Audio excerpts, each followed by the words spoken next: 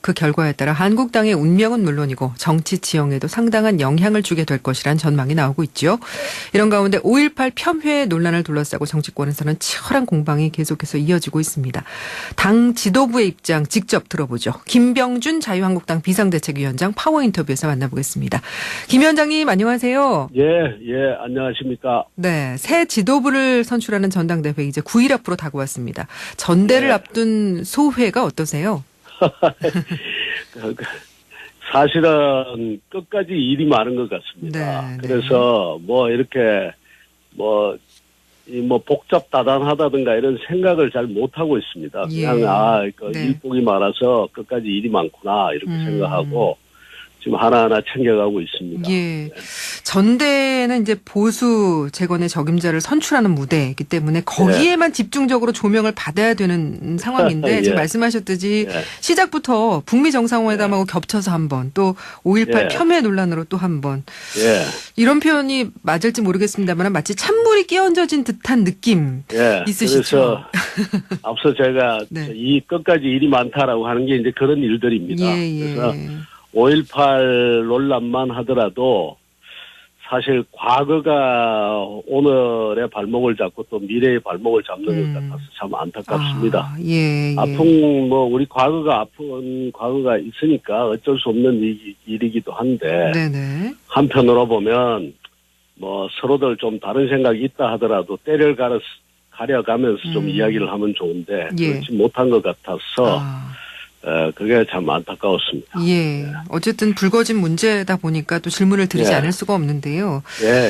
청와대의 5.18 조사위원 재추천 요구에 대해서 나경원 원내대표가 5.18 조사위원을 바꿀 이유가 없다면서 거부를 했습니다. 그러니까 여당에서는 나 원내대표가 상황의 심각성을 모른다라는 얘기까지 나왔는데 위원장님 생각은 어떠세요?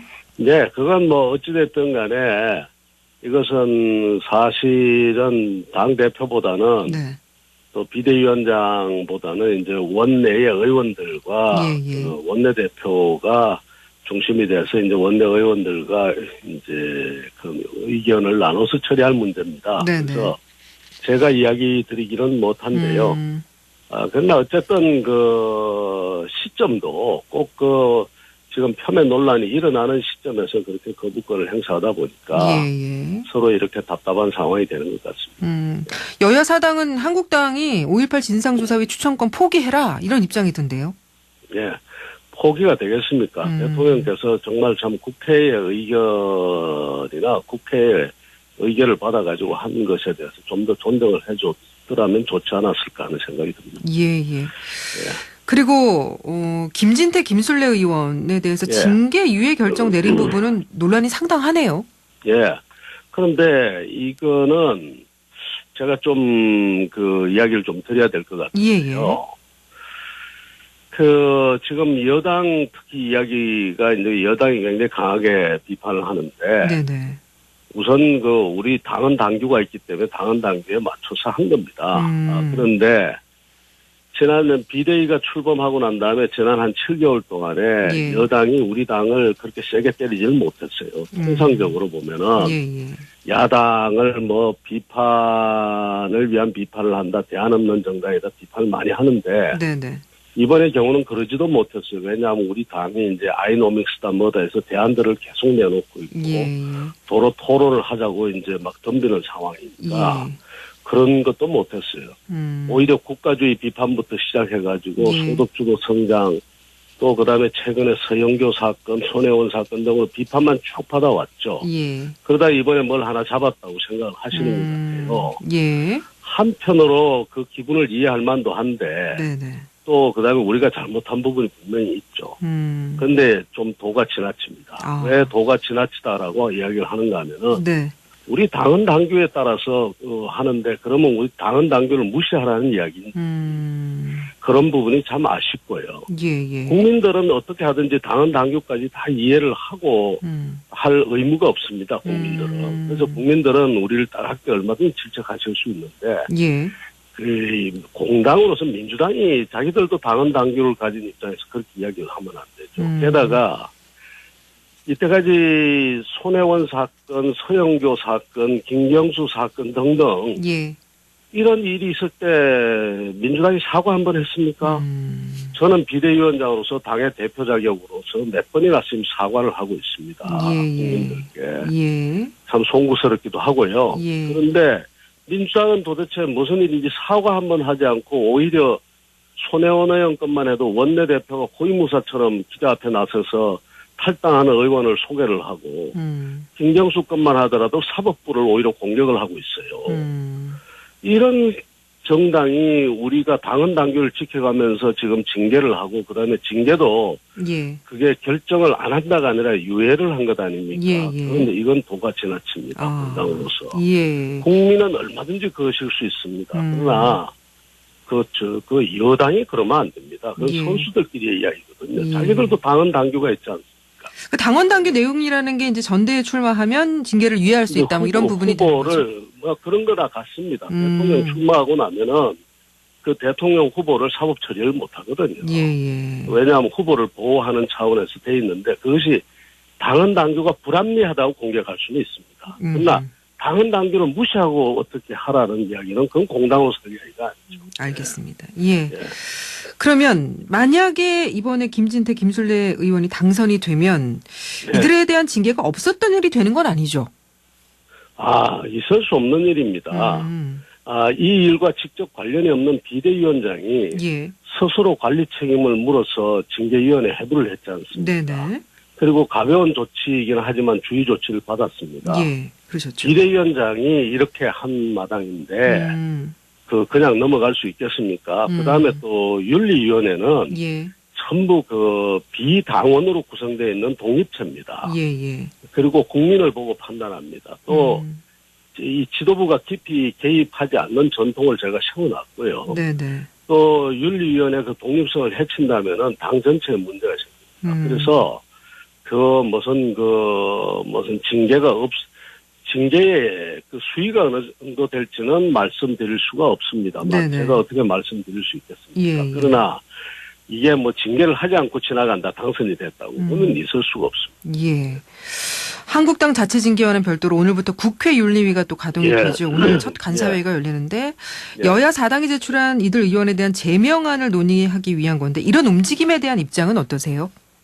그건 제가 직접 그 원내의 일이니까 일일이 이야기 드릴 사안은 아니라고 봅니다. 그러나 그런 부분에서도 다른 정당들은 다른 일들과 이렇게 균형을 맞춰줬으면 좋겠습니다.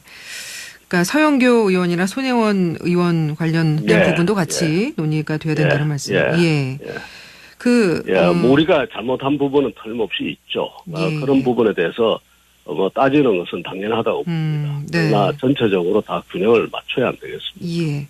근데 당내 윤리위가 끝난 뒤에도 이제 이들 한국당의 새 의원이 5.18 유공자 명단을 공개하라라는 주장을 되풀이하고 있어서 정확하게 이야기하자면 명단 그 자체의 이름은 지금 많이 나와 있지 않습니까? 그렇죠. 또 이제 다는 아니지만 5,000명 가량의 명단이다 지금 5.18 기념공원에 나와 있고 다 있는데 문제는 이제 정확하게 이야기하자면 공적 조서 이분들이 도대체 뭘 해서 어떻게 해서 그렇게 됐는지 라는 이런 부분에 대해서 국민들이 좀 알아야 되지 않느냐. 최소한 그게 정보통신 개인정보 보호라든가 이런 데 위배가 된다면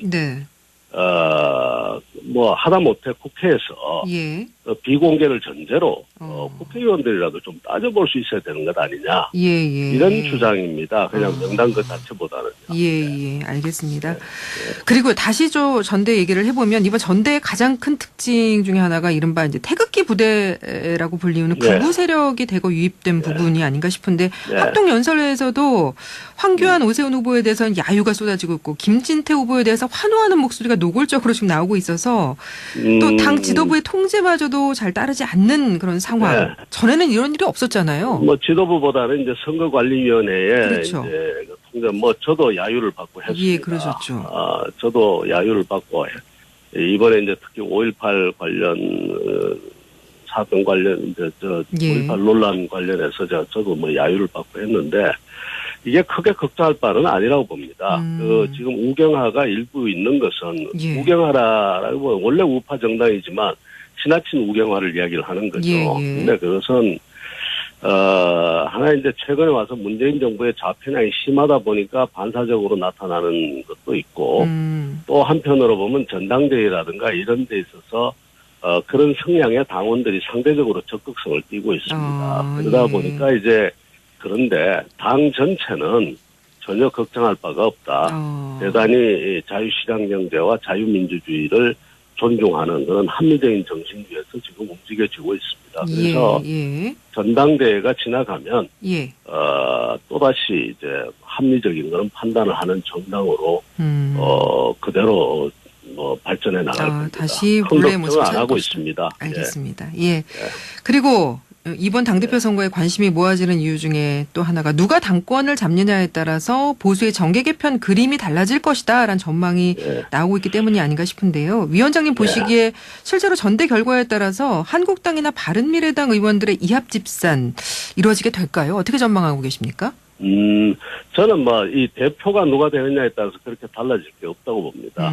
전체적인, 왜냐하면 대표의 역할이라는 것이 우리가 생각하는 것보다는 그렇게 크지 않습니다. 전체적인 정당의 우리 정치권의 구조와 흐름이 있기 때문에 아마 오히려 전체적인 흐름과 구조를 봐야 되지 않느냐, 저는 그렇게 생각합니다. 이 얘기도 좀 질문 드려보고 싶은데요. 김영삼 전 대통령의 차남 김현철 씨가 개혁 보수가 설 땅이 없다면서 연일 한국당을 비판하고 있습니다. 그래서 한국당 회의실에 걸려있는 김영삼 전 대통령 사진을 내려달라 공개적으로 요구를 해온 겁니까?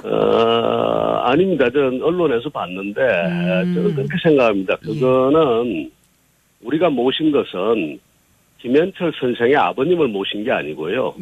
우리 당 출신의 대통령을 모신 겁니다. 그래서 그거는 본인으로서는 그렇게 이야기할 수 있지만 우리가 김현철 선생의 아버님을 그렇게 사진을 걸어놓은 건 아니거든요. 그래서 제가 그렇게 논평할 이유가 없다고 봅니다. 어쨌든 온건한 개혁 보수를 요구하는 목소리도 적지 않은데 그러면 보수가 나아갈 방향 김 위원장께서는 어떤 결론을 내리셨는지. 이제 김현철 선생께서 그런 문제를 제기하는 이유는 충분히 이제 이해합니다.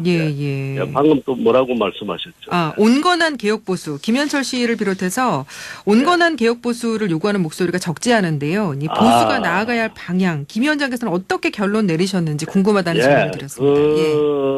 말하자면 그렇게 갈 겁니다. 굳이 지금 제가 다시 이야기 드립니다만 결국은 자유시장 경제, 자유민주주의 이 정신을 가지고 갈 겁니다. 그래서 결국 그것이 온건이라는 말이 붙을지 어떨지 모르지만 합리적인 보수, 그리고 문제 해결 능력을 가진 보수, 문제를 제대로 제기하고 해결하는 능력을 가진 보수로 나갈 거라고 저는 확신합니다. 다만 그러기 위해서는 정부 여당도 잘해야 됩니다. 서로 잘해야지 잘하는 경쟁을 하거든요. 이게 자꾸 말하자면 좌편향으로 너무 지나치게 가고 문제 해결 능력이 없는 쪽으로 자꾸 가면은 반사적으로 다른 야당도 그렇게 움직이게 돼 있거든요. 그래서 정부 여당도 잘하고 저희들도 잘하고 그래야 될 것 같습니다. 자, 이제 오는 27일 다음 주에 새 당대표가 선출되면 김 위원장의 임기는 이제 자연스럽게 마무리가 됩니다. 앞으로 계획을 좀 여쭤봐도 되겠습니까?